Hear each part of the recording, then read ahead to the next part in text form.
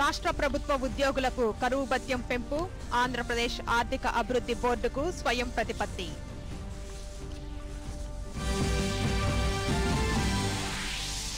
Polavaram concrete పనులు చేసేందుకు నవయుగ కంపెనీకి పరిపాలనా అనుమతులు, రాష్ట్ర మంత్రివర్గం కీలక నిర్ణయాలు.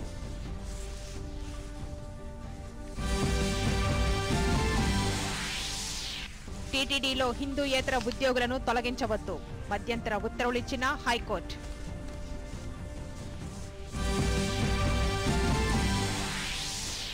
అభివృద్ధి కార్యక్రమాల అమలులో సాధికార మిత్రలదే కీలక పాత్ర అన్న ముఖ్యమంత్రి, సాధికార మిత్రలతో చంద్రబాబు ముఖాముఖి.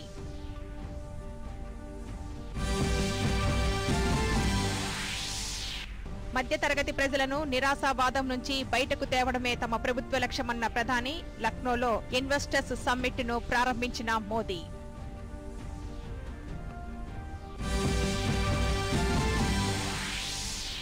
ప్రధానమంత్రి మన్ కీ బాత్ కార్యక్రమం ఈ నెల 25 ఆదివారం ఉదయం 11 గంటలకు ప్రసారం. మన్ కీ బాత్ తెలుగు అనువాదం అదే రోజు ఉదయం 11:30 దూరదర్శన్ సప్తగిరి, యాదగిరిలో ప్రసారం. ఇక వార్తల్లోని వివరాలు. రాష్ట్ర ప్రభుత్వ ఉద్యోగులకు 2.096% కరువు భత్యం చెల్లించేందుకు రాష్ట్ర మంత్రివర్గం ఆమోదం తెలిపింది. ముఖ్యమంత్రి చంద్రబాబు నాయుడు అధ్యక్షతన వెలగపూడి సచివాలయంలో 3 గంటల పాటు జరిగిన మంత్రివర్గ సమావేశంలో పలు అంశాలపై చర్చించారు. మంత్రివర్గ నిర్ణయాలను రాష్ట్ర సమాచార పౌర సంబంధాల శాఖ మంత్రి కాల్వ శ్రీనివాసులు మీడియాకు వెల్లడించారు. పోలవరం ప్రాజెక్టు కాంక్రీట్ పనులను పాత ధరలకే చేపట్టేందుకు ముందుకు వచ్చిన నవయుగ సంస్థకు 1244 కోట్ల రూపాయల పరిపాలనా అనుమతులు ఇచ్చేందుకు మంత్రివర్గం ఆమోదం తెలిపినట్లు మంత్రి తెలిపారు. ఆంధ్రప్రదేశ్ ఆర్థిక అభివృద్ధి బోర్డుకు స్వయం ప్రతిపత్తి కల్పించే డ్రాఫ్ట్ బిల్లును ఈ సమావేశంలో ఆమోదించినట్లు మంత్రి తెలిపారు. రాష్ట్రంలో పెట్టుబడులు పెట్టేవారికి ఎలాంటి భయాందోళనలు చెందకుండా వివాదరహితంగా ఉండేలా చూసేందుకు ఈ బిల్లు దోహదపడుతుందని మంత్రి తెలిపారు. అవినీతి నిరోధక శాఖలో 350 పోస్టులకు కృష్ణా జిల్లా గన్నవరం మెట్రోపాలిటన్ సివిల్ కోర్టులో 25 పోస్టుల మంజూరుకు మంత్రివర్గం ఆమోదం తెలిపింది. విశాఖ, తిరుపతి మున్సిపల్ కార్పొరేషన్ల పరిధిలో ఫ్యామిలీ ఎంటర్టైన్మెంట్ సెంటర్ల ఏర్పాటుకు ముందుకు వచ్చిన ఎస్పీఐ సినిమాస్ కు స్థలాలు ఇచ్చేందుకు తీర్మానం చేసినట్లు మంత్రి కాల్వ శ్రీనివాసులు తెలిపారు. నిర్ణయం తీసుకోవడం జరిగింది. ఇందులో భాగంగానే గ్రామ రెవెన్యూ సహాయకులకు ఇస్తున్న మొత్తానికి అదనంగా నెలకు 300 రూపాయలు కలిపి ఇవ్వాలని కూడా నిర్ణయం తీసుకోవడం జరిగింది.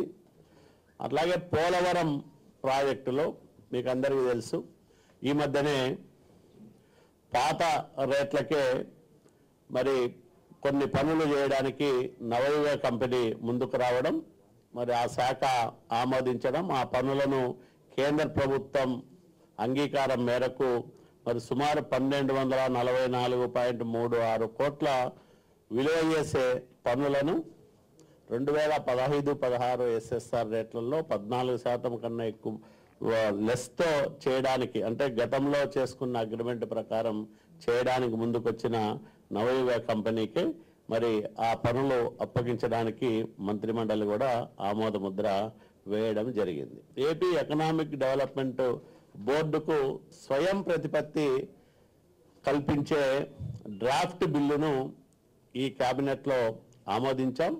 రాష్ట్రంలో పెట్టుబడులు పెట్టేవారికి ఎటువంటి భయాలు లేకుండా వివాదరహితంగా ఉండేలా చూడడానికి ఈ బోర్డుకు స్వయం ప్రతిపత్తి కల్పించే బిల్లు దోహదం చేస్తుంది. ఫ్యామిలీ ఎంటర్టైన్మెంట్ సెంటర్లు ఒక్కొక్కటి 25 కోట్ల రూపాయలతో ఏర్పాటు చేయడానికి ముందుకొచ్చిన ఎస్పీఐ సినిమాస్ ప్రైవేట్ లిమిటెడ్కు మరి స్థలాలు కేటాయిస్తూ ఈరోజు మంత్రిమండలి తీర్మానం చేయడం జరిగింది. 1 విశాఖపట్నం, 2 తిరుపతి. మాకు 350 పోస్టులు భర్తీ చేయాలని, అంటే మంజూరు చేయాలని ఏసీబీ ప్రతిపాదించింది.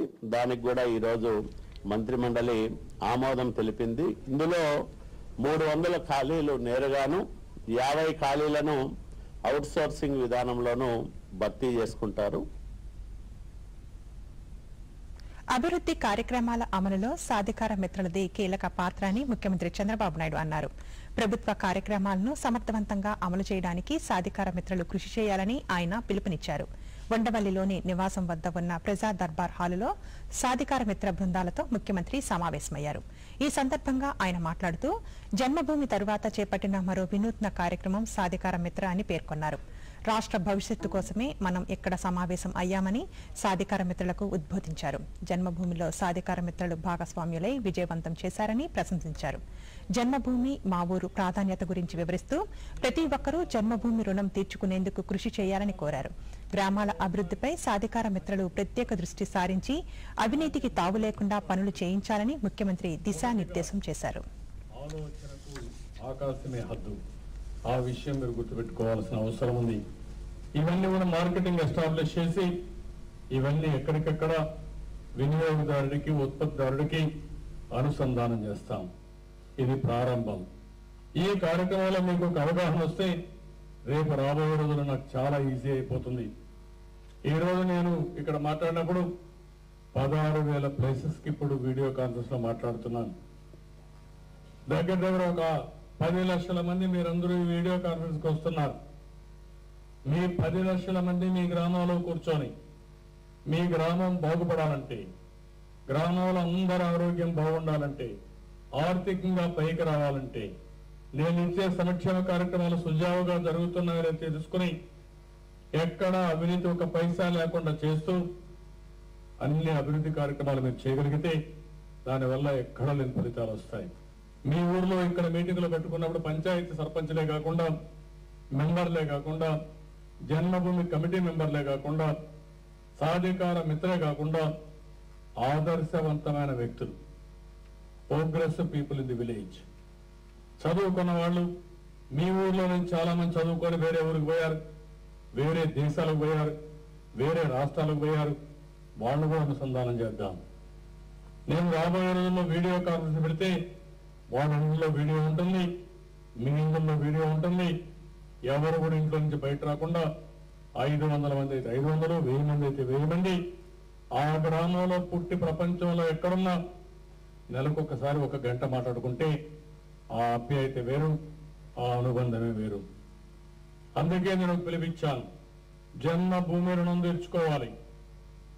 తల్లిని మర్చిపోకూడదు, భాషను మర్చిపోకూడదు, మనం పుట్టిన జన్మ స్థలాన్ని కూడా మర్చిపోకూడదు. ఇలాంటి కార్యక్రమానికి మనం శ్రీకారం చుడితే ఒక శాశ్వతత్వం ఉంటుంది, మనకు కూడా ఆనందం ఉంటుంది. ఈరోజు నేను ఒక వినూత్నమైన కార్యక్రమాలకు కూడా శ్రీకారం చుట్టాం. మీరు ఒకసారి చూస్తే శ్రీమంతాలు పెట్టాం. ఎందుకు శ్రీమంతం పెట్టామని మీరు అర్థం చేసుకోవాల్సిన అవసరం ఉంది. ఇది మన సాంప్రదాయం. గర్భిణీ స్త్రీకి ఆత్మస్థైర్యాన్ని ఇవ్వడానికి, సమాజంలో ఆవిడికి ఒక గౌరవం ఇవ్వడానికి, తల్లి కాబోతుందని ఒక ఆనందంతో కుటుంబం అంతా కూడా ఆవిడికి శ్రీమంతం చేస్తారు.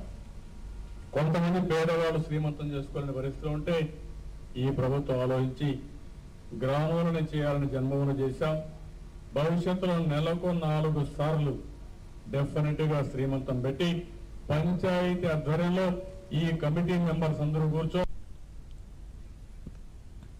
ప్రతిపక్ష నేత జగన్ పాదయాత్రల పేరుతో ప్రభుత్వంపై విమర్శలు చేయడం సరికాదని రాష్ట్ర వ్యవసాయ శాఖ మంత్రి సోమిరెడ్డి చంద్రమోహన్ రెడ్డి పేర్కొన్నారు. సచివాలయంలో ఈ రోజు ఆయన మీడియాతో మాట్లాడుతూ అనేక కేసుల్లో నిందితుడిగా ఉన్న జగన్ కు ప్రభుత్వంపై విమర్శలు చేసే హక్కు లేదని అన్నారు. కేంద్ర బడ్జెట్ ను ప్రశంసించిన జగన్ రాష్ట్రాభివృద్ధికి నిరంతరం శ్రమిస్తున్న ముఖ్యమంత్రిని విమర్శించడం మానుకోవాలని హితవు పలికారు. ప్రోకో అనేది మా జీవితం 40 ఏళ్ల రాజకీయంలో కురవడప్పటి నుంచి ఉన్నాం మేము. క్విట్ ప్రోకో ఈ దేశంలో పాపులర్ అయింది ఏంటంటే తమరి పుణ్యం, విజయసాయి రెడ్డి పుణ్యం. మీరు ఈరోజు ఎట్టంటే మాడతారు ఐఏఎస్ ఆఫీసర్ని. ఐఏఎస్ ఆఫీసర్ని సతీష్ చంద్ర గారిని, వెంకటేశ్వర గారిని మాట్లాడిందని నేను తీవ్రంగా ఖండిస్తున్నా. అదేవిధంగా కేజ్రీవాల్ గారి సమక్షంలో చీఫ్ సెక్రటరీ మీద దాడి చేయటాన్ని కూడా మేము పూర్తిగా ఖండిస్తున్నాం. అయ్యా విజయసాయి రెడ్డి గారు తమరు పుణ్యానికి, తమరు దురాశకి, తమరు సలహాలకి, జగన్మోహన్ రెడ్డి దురాశ వల్ల, దోపిడీ వల్ల, ఒక వ్యక్తి దోపిడీ కారణంగా ఒక ముఖ్యమంత్రిని తండ్రిని అడ్డం పెట్టుకుని చేసిన కార్యక్రమాల వల్ల 12 మంది ఐఏఎస్ ఐపీఎస్ ఆఫీసర్లు కేసుల్లో బుక్ అయినారంటే సిగ్గుతో తలదించుకోవాలా? ఈ దేశంలో ఎక్కడ జరగలా ఇంతమంది. మీరు ఈరోజు ఐఏఎస్ ఐపీఎస్లు జైలు పంపిస్తామని బెదిరిస్తారా? ఏమనుకుంటున్నారు తమరు? అందుకని హద్దుల్లో ఉండండి అని చెప్పేసి నేను తెలియజేస్తున్నాను. తిరుమల తిరుపతి దేవస్థానంలో హిందూయేతరులను ఉద్యోగం నుంచి తొలగించవద్దని టీటీడీకి ఉమ్మడి హైకోర్టు బుధవారం మధ్యంతర ఉత్తర్వులను జారీ చేసింది. తదుపరి ఉత్తర్వులు వచ్చే వరకు అన్య మతస్థులను ఉద్యోగంలో కొనసాగించాలని సూచించింది. టీటీడీ సంజాయిషీ నోటీసులకు వివరణ ఇవ్వాలని ఉద్యోగులను ఉన్నత న్యాయస్థానం ఆదేశించింది. సంజాయిషీ నోటీసులకు చట్టబద్దత తరువాత పరిశీలిస్తామని హైకోర్టు స్పష్టం చేసింది. పెట్టుబడుల ఆకర్షణ, ఉపాధి కల్పనే లక్ష్యంగా లక్నోలో 2 రోజుల పాటు జరిగే ఉత్తరప్రదేశ్ పెట్టుబడిదారుల సదస్సు 2018ను ప్రధానమంత్రి నరేంద్ర మోదీ ఈ రోజు ప్రారంభించారు. ఈ కార్యక్రమంలో ఉత్తరప్రదేశ్ ముఖ్యమంత్రి యోగి ఆదిత్యనాథ్, గవర్నర్ రామ్ నాయక్, కేంద్ర మంత్రులు రాజ్నాథ్ సింగ్, సురేష్ ప్రభు తదితరులు పాల్గొన్నారు. ఈ సదస్సులో ఒక జిల్లా ఒకే ఉత్పత్తి పేరుతో ఏర్పాటు చేసిన ఎగ్జిబిషన్ను ప్రధానమంత్రి నరేంద్ర మోదీ సందర్శించారు. పరిశ్రమల అనుమతికి సంబంధించి రూపొందించిన డిజిటల్ యాప్ను ప్రధాని ఆవిష్కరించారు.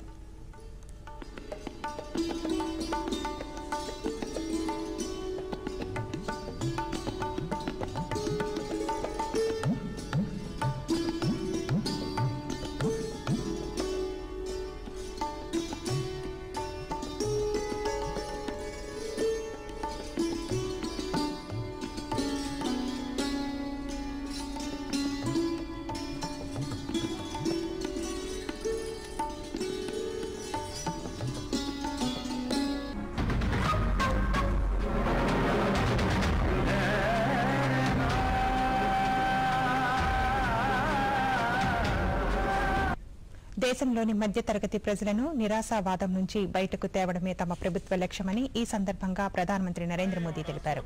ఉద్యోగాల కల్పన, స్థానిక ఉత్పత్తులకు మార్కెటింగ్ అవకాశాలను కల్పించడం ద్వారా ప్రజల్లో ఉత్పాదకత సామర్థ్యాన్ని పెంచేందుకు తమ ప్రభుత్వం పనిచేస్తుందని అన్నారు. ఒక జిల్లా ఒకే ఉత్పత్తి ద్వారా మరిన్ని ఉద్యోగ అవకాశాలు లభిస్తాయన్నారు. కేంద్ర ప్రభుత్వం అమలు చేస్తున్న స్కిల్ ఇండియా, ముద్రా యోజనకు ఒక జిల్లా ఒకే ఉత్పత్తి ఊతమిస్తోందని అన్నారు. బుందేల్ఖండ్లో డిఫెన్స్ ఇండస్ట్రియల్ కారిడార్ను ఏర్పాటు చేస్తామన్నారు. దీని ద్వారా 2,05,000 మందికి ఉపాధి అవకాశాలు లభిస్తాయన్నారు. సులభతర వాణిజ్యానికి ఉత్తరప్రదేశ్ అనుకూలమైందని అన్నారు. రానున్న 3 ఏళ్లలో 40 లక్షల ఉద్యోగాల కల్పనే ధ్యేయంగా ప్రభుత్వం ముందుకు వెళుతుందని అన్నారు. ఒక జిల్లా ఒకే ఉత్పత్తి పేరుతో రాష్ట్రం నలుమూలల నుండి అభివృద్ధిని విస్తరించనున్నామని అన్నారు. స్థానిక ఉత్పత్తులకు మార్కెటింగ్ అవకాశాలను అందుబాటులోనికి తీసుకువస్తున్నామన్నారు. పరిశ్రమల ఏర్పాటుకు అవసరమైన అనుమతులను ఆన్లైన్లో త్వరితగతిన అందజేస్తున్నామని తెలిపారు. ఢిల్లీ ముఖ్యమంత్రి కేజ్రీవాల్ నివాసంలో 2 ఆమ్ ఆద్మీ పార్టీ ఎమ్మెల్యేలు తనపై దాడికి పాల్పడిన వారిపై కఠిన చర్యలు తీసుకోవాలని ఆ రాష్ట్ర ప్రభుత్వ ప్రధాన కార్యదర్శి అన్షు ప్రకాష్ లెఫ్టినెంట్ గవర్నర్ అనిల్ జైన్ కు ఫిర్యాదు చేసిన నేపథ్యంలో ఢిల్లీ పోలీసులు ఎమ్మెల్యే అమన్తుల్లా ఖాన్ ను ఈ రోజు అదుపులోనికి తీసుకుని ఆయనపై ఎఫ్ఐఆర్ నమోదు చేశారు. ఈ ఘటనకు సంబంధించి మరో ఎమ్మెల్యే ప్రకాష్ జర్వాల్ ను పోలీసులు ఇంతకు ముందే అరెస్ట్ చేశారు. పౌరులకు పలు రకాల సేవలను నేరుగా అందించే విషయమై ప్రభుత్వ ప్రణాళికను తెలుసుకునేందుకు సోమవారం రాత్రి కేజ్రీవాల్ ఇంటికి వెళ్లానని, అక్కడున్న ఆప్ ఎమ్మెల్యే అమన్తుల్లా ఖాన్ తనపై దాడికి దిగారని ప్రభుత్వ ప్రధాన కార్యదర్శి అన్షు ప్రకాష్ ఫిర్యాదు చేసిన విషయం తెలిసిందే. మరోవైపు అన్షు ప్రకాష్ కు వైద్య పరీక్షలు నిర్వహించగా ఆయనకు గాయాలైనట్లు వైద్యులు వెల్లడించిన నివేదికలో తేలింది. భారత పర్యటనలో ఉన్న కెనడా ప్రధాని జస్టిస్ ట్రూడో ఈ రోజు ఆయన కుటుంబ సభ్యులతో కలిసి పంజాబ్ అమృతసర్లోని స్వర్ణ దేవాలయాన్ని సందర్శించారు. అమృతసర్ చేరుకున్న కెనడా ప్రధానికి విమానాశ్రయంలో కేంద్ర మంత్రి హర్దీప్ సింగ్ పూరి స్వాగతం పలికారు. కెనడా ప్రధాని, ఆయన భార్య, 3 పిల్లలతో పాటు కెనడా బృందం స్వర్ణ దేవాలయాన్ని సందర్శించింది.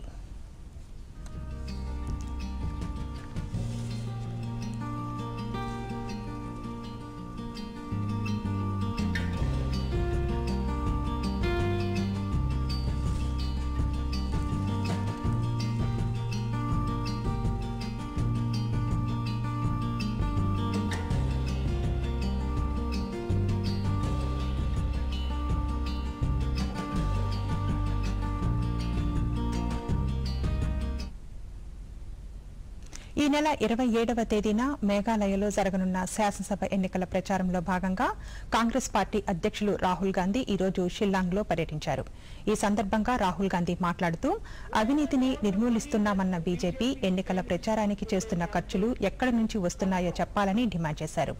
గోవా, మణిపూర్లలో ఎమ్మెల్యేలను కొనుగోలు చేసి ఆయా రాష్ట్రాల్లో బీజేపీ ప్రభుత్వాలను ఏర్పాటు చేసిందని ఆరోపించారు. విద్యార్థులు పరీక్షలు ఎలా రాయాలో చెప్పేందుకు ప్రధానమంత్రి నరేంద్ర మోదీ 1 గంట 45 నిమిషాల సమయాన్ని కేటాయించారని రాహుల్ గాంధీ విమర్శించారు. పంజాబ్ నేషనల్ బ్యాంక్ కేసులో మరో కీలక అధికారిని కేంద్ర దర్యాప్తు సంస్థ సిబిఐ అరెస్ట్ చేసింది. పంజాబ్ నేషనల్ బ్యాంకు కేంద్ర కార్యాలయంలో జనరల్ మేనేజర్గా విధులు నిర్వహిస్తున్న రాజేష్ జిందాల్ను సిబిఐ అదుపులోనికి తీసుకుంది. 2019-11 మధ్య కాలంలో ముంబైలోని Brady house Punjab national bank శాఖలో రాజేష్ జిందాల్ ముఖ్య అధికారిగా వ్యవహరించారు. ప్రస్తుతం ఆయన ఢిల్లీలోని పిఎన్బి కేంద్ర కార్యాలయంలో జనరల్ మేనేజర్గా విధులు నిర్వహిస్తున్నారు. నీరవ్ మోదీతో సహా మెహుల్ చోక్సీల సంస్థలకు అక్రమంగా భరోసా పత్రాలు జారీ చేశారన్న ఆరోపణలతో రాజేష్ జిందాల్ను సిబిఐ అధికారులు అరెస్ట్ చేశారు. ఇప్పటికే పలువురిని అదుపులోనికి తీసుకున్న కేంద్ర దర్యాప్తు సంస్థ తన విచారణను వేగవంతం చేసింది.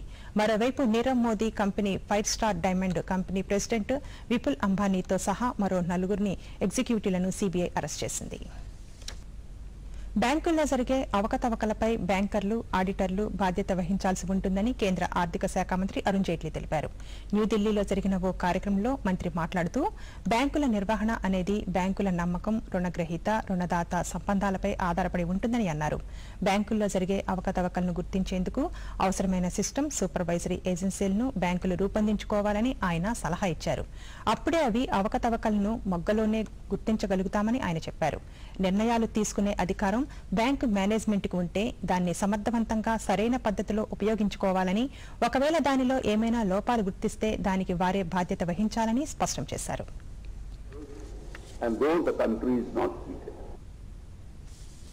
అంతర్జాతీయ మాతృభాషా దినోత్సవం సందర్భంగా చిత్తూరు జిల్లా శ్రీకాళహస్తిలో విద్యార్థులు ప్రదర్శన నిర్వహించారు. ప్రభుత్వ పాఠశాలలకు చెందిన వేలాది మంది విద్యార్థులు నగర వీధుల్లో ప్లెకార్డులు చేతబట్టి భారీ ర్యాలీ నిర్వహించారు. అంతర్జాతీయ మాతృభాషా దినోత్సవ ఆవశ్యకతను వివరిస్తూ 2000 సంవత్సరం నుంచి ప్రతి ఏటా ఈ రోజును మాతృభాషా దినోత్సవంగా జరుపుకుంటున్న విషయం తెలిసిందే.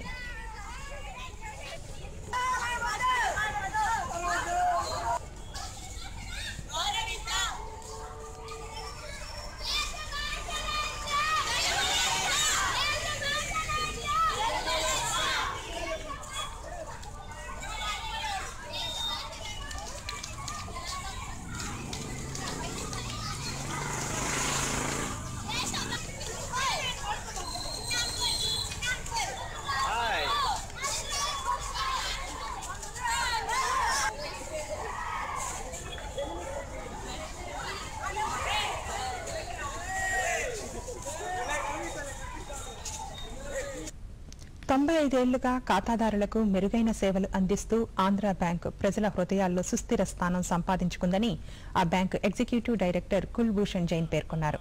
విశాఖలోని శివాజీపాలెం ఆంధ్ర బ్యాంకు బ్రాంచ్ భవన నిర్మాణానికి ఆయన ఈ రోజు శంకుస్థాపన చేశారు. ఈ సందర్భంగా ఈడీ మాట్లాడుతూ విశాఖ జోన్ పరిధిలో 75 శాఖల ద్వారా 9,000 కోట్ల రూపాయల వ్యాపార లావాదేవీలు జరుగుతున్నట్లు వివరించారు. ఆంధ్ర బ్యాంకు ద్వారా అన్ని వర్గాల వారికి రుణాలు మంజూరు చేస్తున్నట్లు తెలిపారు. బ్యాంకు వ్యవస్థాపకుడు పట్టాభి సీతారామయ్య పేరు మీద నెలకొల్పిన స్వయం సహాయక సంఘాలకు ఆయన రుణాలను పంపిణీ చేశారు. for also for their use for Swachhta, which is the mission of the government, all the state government and central government. Being a central government bank, PSU bank, so we have also social responsibility towards that area. So we really want to promote more and more Swachhta in this. Of course, Andhra Pradesh is much advanced as far as cleanliness and Swachhta is concerned. So already we are, but wherever some gaps are there, it is being plugged. దేశీయ క్రీడ అయిన కబడ్డీలో జాతీయ, అంతర్జాతీయ స్థాయిలో విశాఖ క్రీడాకారులు రాణించాలని Andhra university vice chancellor Nageswararao ఆకాంక్షించారు. విశాఖ కబడ్డీ అసోసియేషన్ ఆధ్వర్యంలో స్థానిక రాజీవ్ ఇండోర్ స్టేడియంలో జరుగుతున్న కబడ్డీ పోటీలను పోర్టు ట్రస్ట్ చైర్మన్ కృష్ణబాబుతో కలిసి ఆయన ప్రారంభించారు. ఈ సందర్భంగా నాగేశ్వరరావు మాట్లాడుతూ విశ్వవిద్యాలయాల్లో కబడ్డీ క్రీడలకు కావలసిన మౌలిక వసతులను కల్పిస్తున్నామన్నారు. ఒక మంచి ఇండోర్ స్టేడియంలో టర్ఫ్ మీద కబడ్డీ పోటీలు నిర్వహిస్తున్నారు. జెంట్స్ ఏమో 16 టీములు, లేడీస్ ఏమో 4 టీములతో ఈరోజు పోటీలు ప్రారంభమవుతున్నాయి. ఈ గెలిచే టీముల్లో స్టేట్ లెవెల్కి వెళ్ళి మన నేషన్ రిప్రజెంట్ చేయాలని, ఆ తర్వాత ఇంటర్నేషనల్గా మన భారతదేశానికి గోల్డ్ కప్ తీసుకురావాలని కోరుకుంటున్నాను. అటువంటి టీమ్స్ వైజాగ్ నుండి వెళ్ళాలి. విశాఖపట్నం వాళ్ళు కూడా ఇంటర్నేషనల్ టీంలో ఉండాలి, భారతదేశ టీంలో ఉండాలి అనే దిశగా మన వాళ్ళు ప్రయత్నం చేస్తున్నారు. అసోసియేషన్ వారు కూడా చాలా యాక్టివ్గా పార్టిసిపేట్ చేసి ఇటువంటి కార్యక్రమాన్ని ఏర్పాటు చేయడం చాలా ఆనందంగా ఉంది. మన విశాఖపట్నానికి మంచి పేరు తీసుకోవాలంటే మంచి ఇట్లాంటి టీమ్స్ ఉండడానికి ప్లేయర్స్ ఉన్నారు, కానీ మంచి గ్రౌండ్స్ లేవు. అందుకనే ఆంధ్ర యూనివర్సిటీ ఒక ఇనిషియేటివ్ తీసుకుంటున్నది. ఆంధ్ర యూనివర్సిటీ క్యాంపస్లో మంచి ప్లే ఫీల్డ్స్ ఉన్నాయి, వాటిని కబడ్డీకి కూడా అనుకూలంగా తయారు చేసి ఇండోర్ స్టేడియంలో ప్లే ఫీల్డ్ తయారు చేసి ఇలాంటి టర్ఫ్ తయారు చేసి కబడ్డీ టీముల్ని ఎంకరేజ్ చేయాలని మేము అనుకుంటున్నాము. మాల్దీవుల్లో రాజకీయ సంక్షోభం తలెత్తడంతో ఈ నెల 5వ తేదీ నుంచి కొనసాగుతున్న అత్యవసర పరిస్థితి మరో 30 రోజుల పాటు కొనసాగనుంది. ఈ మేరకు అత్యవసర పరిస్థితిని పొడిగించేందుకు పార్లమెంటు తాజాగా ఆమోదం తెలిపింది. రాజకీయ ఖైదీలను విడుదల చేయాలని, అనర్హత వేటుకు గురైన విపక్ష ఎంపీల సభ్యత్వాలను పునరుద్దరించాలన్న సుప్రీంకోర్టు ఆదేశాల అమలుకు అధ్యక్షుడు ఎమిన్ నిరాకరించడంతో అక్కడ సంక్షోభం నెలకొన్న విషయం తెలిసిందే. దీంతో అధ్యక్షుడు అబ్దుల్లా ఎమిన్ మాల్దీవుల్లో 15 రోజుల పాటు అత్యవసర స్థితిని ప్రకటించిన విషయం తెలిసిందే. సిరియా ప్రభుత్వం ఉగ్రవాదుల స్థావరాలను లక్ష్యంగా చేసుకుని జరిపిన వైమానిక దాడుల్లో 250 మంది మృతి చెందగా వందలాది మంది గాయపడ్డారు. డమస్కస్ కు సమీపంలో ఉన్న ఈస్టర్న్ ఘోటా ప్రాంతంలో ఈ వైమానిక దాడులు జరిగాయి. సిరియా ప్రభుత్వ దళాలే ఈ దాడులు చేసినట్లు సమాచారం. మరోవైపు సిరియా ఆర్మీ కూడా ఉగ్ర స్థావరాలను స్వాధీనం చేసుకునేందుకు ప్రయత్నిస్తోంది. ఈ క్రమంలోనే మిలిటెంట్లపై దాడులు జరుపుతున్నట్లు ప్రభుత్వం వెల్లడించింది. 2013 నుంచి డమస్కస్ సమీపంలోని ఈస్టర్న్ ఘోటా మిలిటెంట్ల ఆధీనంలో ఉంది. అక్కడ సుమారు 4 లక్షల మంది నివసిస్తున్నారు. Out of control. Eastern Ghouta, remember, is the last remaining rebel-held area east of Damascus and has been under siege by Syrian President Bashar al-Assad's forces since 2013. Meanwhile, UNICEF issued a blank statement to express outrage over the children who lost their lives to the latest wave of attacks. The UN's regional humanitarian coordinator for Syria also said the targeting of civilians in the enclave must stop now. ప్రధానమంత్రి నరేంద్ర మోదీ తన మనసులోని భావాలను ఆకాశవాణి ద్వారా దేశ ప్రజలతో పంచుకునే మన్ కీ బాత్ మనసులోని మాట 41వ సంచిక ఈ నెల 25వ తేదీ ఆదివారం ఉదయం 11 గంటలకు ప్రసారమవుతుంది. ఆకాశవాణి సమన్వయంతో దూరదర్శన్ ఛానళ్లు ప్రధానమంత్రి మన్ కీ బాత్ కార్యక్రమాన్ని ప్రసారం చేస్తాయి. ఈ కార్యక్రమం తెలుగు అనువాదం అదే రోజు ఉదయం 11:30 గంటలకు దూరదర్శన్ సప్తగిరి, యాదగిరి ఛానల్లో ప్రసారమవుతుంది. ఈ తెలుగు అనువాదం రాత్రి 8 గంటలకు పునః ప్రసారమవుతుంది.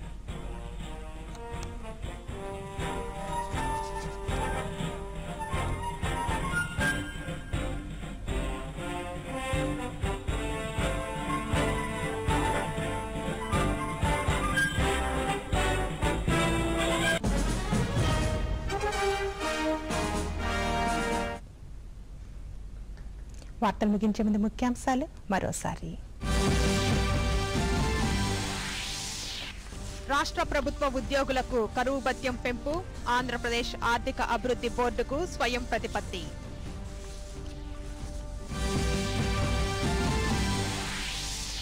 పోలవరం కాంక్రీట్ పనులు చేసేందుకు నవయుగ కంపెనీకి పరిపాలనా అనుమతులు, రాష్ట్ర మంత్రివర్గం కీలక నిర్ణయాలు.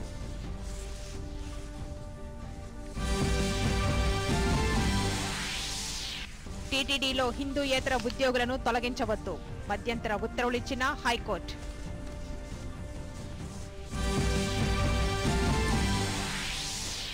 అభివృద్ధి కార్యక్రమాల అమలులో సాధికార మిత్రలదే కీలక పాత్ర అన్న ముఖ్యమంత్రి, సాధికార మిత్రలతో చంద్రబాబు ముఖాముఖి.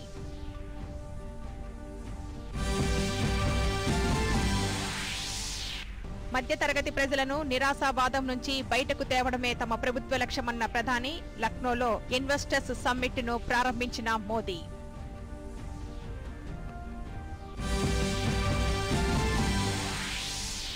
ప్రధానమంత్రి మన్ కీ బాత్ కార్యక్రమం ఈ నెల 25 ఆదివారం ఉదయం 11 గంటలకు ప్రసారం. మన్ కీ బాత్ తెలుగు అనువాదం అదే రోజు ఉదయం 11:30 దూరదర్శన్ సప్తగిరి, యాదగిరిలో ప్రసారం. ఈ వార్తలు ఇంతటితో సమాప్తం. నమస్కారం.